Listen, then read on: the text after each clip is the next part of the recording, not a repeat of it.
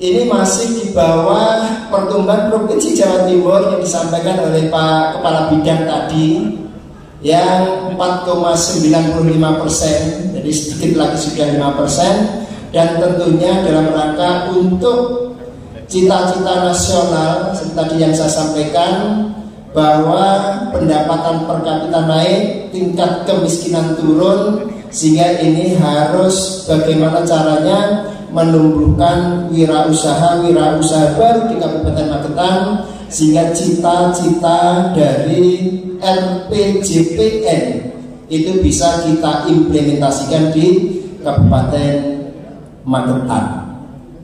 Bagaimana arah pembangunan di RKPD tahun 2025 itu bisa menciptakan lapangan pekerjaan baru. Alhamdulillah tadi sebelum dimulai kami bersama-sama dengan rombongan melihat kreativitas dan inisiatif dari teman-teman kita SMK. Jadi ada UMKM yang diciptakan yang sangat luar biasa, dan tentunya ini tugas kita semuanya untuk mendampingi, mendorong, lalu memproduksi secara massal, bahkan membantu pemasaran juga, sehingga UMKM ini bisa berkembang. Lalu bagaimana caranya IPM di Kabupaten Magetan ini juga bisa meningkat? Yang tahun 2023 itu masih 76%, sehingga target yang dibuat di 2025, nah ini sudah ada peningkatan, dan tentunya goalnya memang untuk menuju Indonesia Emas, Magetan Emas itu di 2045. Petani milenial ya. Ini proses ya sebenarnya ya. Ini proses. Goalnya memang bagaimana caranya petani milenial ini bisa muncul. Tapi sebelum ke petani milenial, sebenarnya bagaimana nasib petani saat ini. Jadi perhatian pada petani seperti apa ya. Jadi harus kita dorong ya, bahwa petani, sektor pertanian ini harus kita perhatikan. Apalagi di Magetan sudah ada perda tentang pemberdayaan dan pelindungan. Nah ini harus kita optimalkan sehingga orang bertani itu menjadi kebanggaan. Kalau sudah orang bangga, ya siapapun kita pun ya, kalau menurut bertani itu menghasilkan, kita semuanya akan senang bertani. Nah ini harus kita dorong, kita upayakan arah pembangunan kita ke depan. Pertanian harus jadi perhatian, sehingga akan memunculkan petani-petani baru, petani milenial ya, sehingga produksinya bisa meningkat. Nah ini tugas kita semua. Ya, ini depan memang pemberdayaan dan pelindungan ini harus kita optimalkan, perhatian kita harus kita fokuskan sehingga pertanian di Magetan ini bisa maju dan berkembang, bisa swasembada pangan, dan bisa mengirim hasil pertanian ke luar negeri. Oke, mungkin ada tips dan triknya Pak. Nah ini kan masyarakat petani rata-rata hari ini untuk saat ini dikeluhkan terkait dengan pupuk. Mungkin ada saran atau gimana Pak untuk mengenai itu Pak?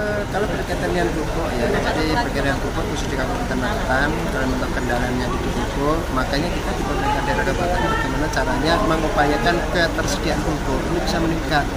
Ya, subsidi pupuk itu kan di pusat, tapi bisa juga di daerah. Karena bentuk kendala itu terjadi di petani, kita bisa menyiapkan anggaran untuk subsidi pupuk. Ya itu harus kita lakukan. Ya makanya perhatian pembangunan terhadap petani salah satunya. Ya, tapi sebenarnya selain subsidi tadi, bagaimana caranya kita itu bisa jadi petani itu memang kita berdayakan, bisa mandiri, bisa menghasilkan, produksinya bisa meningkat, sehingga di sektor pertanian itu akan ada ketertarikan menjadi industri pertanian. Kalau itu apa saya kira pupuk ya, ini kendalanya apa, ya penganggaran kendalanya apa, saya kira dinas pertanian sudah bagus. Oke, siap. Yang penting harus jadi perhatian Pak. Oke. Makasih Pak ya.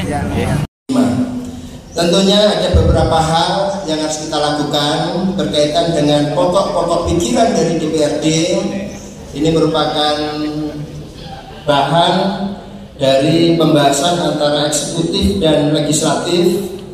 Kemarin sudah kita bahas rancangan awal RPJPD tahun 2025-2045, dan tadi disampaikan oleh Pak Kabiro, ini harus segera dibuat rancangan ini dalam rangka apa? Dalam rangka untuk meningkatkan kualitas SDM yang di Kabupaten Magetan untuk menuju Magetan emas, Magetan maju, Magetan sejahtera, mendukung program RPJPN tahun 2045. Saya ucapkan terima kasih kepada Rektor UNESA, Bu Direktur, bahwa Kabupaten Magetan sudah ada 2 PTN, UNESA dan UNS. Alhamdulillah, saya salah satu alumni UNS, dan mudah-mudahan ke depan bisa juga menjadi alumni UNESA yang ada di Magetan. Penyelenggaraan pemerintah nanti bisa kita buat misalkan hotel dalam rangka untuk menunjang sektor pariwisata, sehingga kegiatan-kegiatan ini nanti bisa dilaksanakan di Kabupaten Magetan. Yang di percepatan pengentasan kemiskinan seperti tadi yang saya sampaikan, percepatan pemenuhan ketersediaan infrastruktur yang memadai sesuai standar, yaitu prasarana, sarana, dan utilitas umum. Menuju halaman hingga di dahan. Mari kita semua berdiskusi demi kemajuan pembangunan di Magetan. Terima kasih. Ada kurang lebihnya mohon maaf. Akhirul kalam. Wabillahi taufiq wal hidayah. Wassalamualaikum warahmatullahi wabarakatuh. Waalaikumsalam. Boleh kita berikan tepuk tangan sekali lagi Bapak Ibu. Terima kasih disampaikan oleh Ketua DPRD Kabupaten Magetan. Pertama, yakni adalah dari organisasi perempuan yang diwakili oleh Ketua Penggerak PKK Kabupaten Magetan, Ibu Siti Fatimah Gunadi.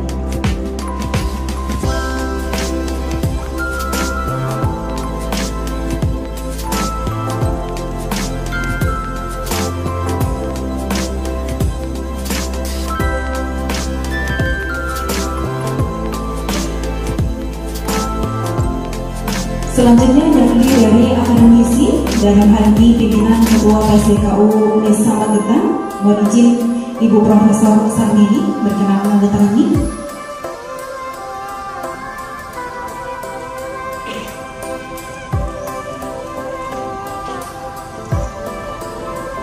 Baik, untuk menandatangani berita acara, mohon izin Bapak dan Ibu, karena ini adalah penandatangan berita acara dalam rangka RPJPD dan juga RKPD untuk penandatangan ada rangka 4D. Jadi mohon izin untuk bisa ditandatangani semua. Selanjutnya yakni dari perwakilan OPD dari Kepala Dinas Sosial Bapak Paminto Budi Utomo SS MAP.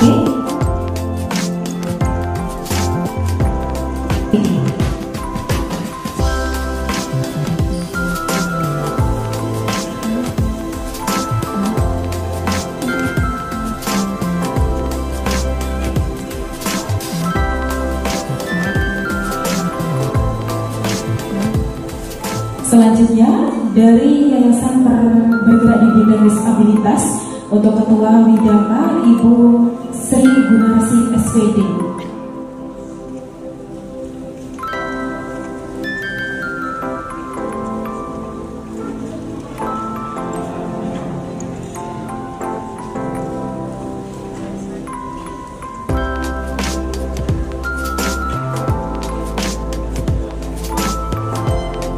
Terima kasih. Berikutnya perwakilan dari organisasi profesi diwakili oleh Kepala OPD Puskesmas Panengan, mau berkenan kepada Bapak Dr. Gigi Ari Wibowo.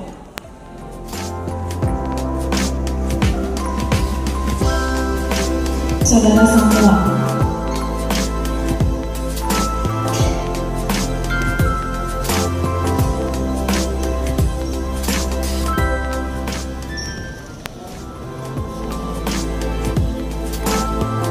Kabupaten Magetan Bapak Haji Yusuf Jalmo SEMM.